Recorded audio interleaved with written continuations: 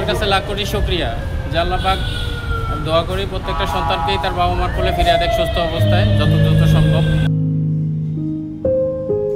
হাসি হাসি চেহারার এই ছোট্ট শিশুটির নাম আয়ান খান, বয়স মাত্র 12 বছর।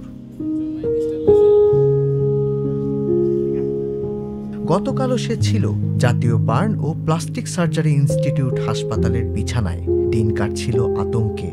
তবে আজ 26 জুলাই সে সুস্থ হয়ে ফিরছে মিরপুর 11.5 নম্বরে নিজ বাসায়। জীবনের কঠিন এক লড়াই জিতে এসেছে সে।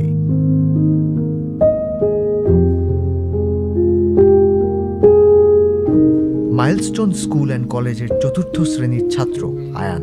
স্কুলে যুদ্ধবিমান বিধ্বস্তের ঘটনায় সে দগ্ধ হয়েছিল। জাতীয় বার্ন ও প্লাস্টিক সার্জারি ইনস্টিটিউট আয়ানকে ছাড়পত্র দিয়েছে। চিকিৎসকেরা জানিয়েছেন, আয়ান ও তার বন্ধু রাফি তুলনামূলক কম দগ্ধ হওয়ায় আর তাদের কোনো শারীরিক জটিলতা না থাকায় তাদের ছাড়পত্র দেওয়া হয়। তাই অবশেষে আয়ানের পরিবার ফেলছে স্বস্তির নিঃশ্বাস।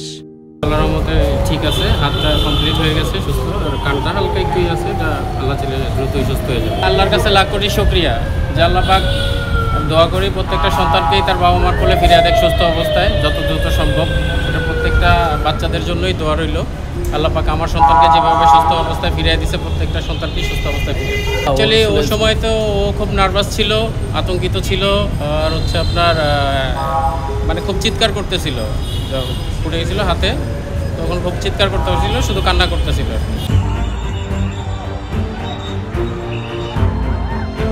21 জুলাই দুপুরে উত্তরার মাইলস্টোন স্কুল অ্যান্ড কলেজে বাংলাদেশ বিমান বাহিনীর প্রশিক্ষণ যুদ্ধ বিমান বিধ্বস্ত হয়ে আগুন ধরে যায়। আয়ান তখন ক্লাসরুমে বসে টিফিন খাচ্ছিল। সৌভাগ্যক্রমে সে বেঁচে গেলেও আগুন কেড়ে নেয় অনেক শিক্ষার্থীর প্রাণ। স্বাস্থ্য মন্ত্রণালয় থেকে সর্বশেষ পাওয়া তথ্য অনুযায়ী বিমান দুর্ঘটনায় মৃতের সংখ্যা দাঁড়িয়েছে 35 জনে।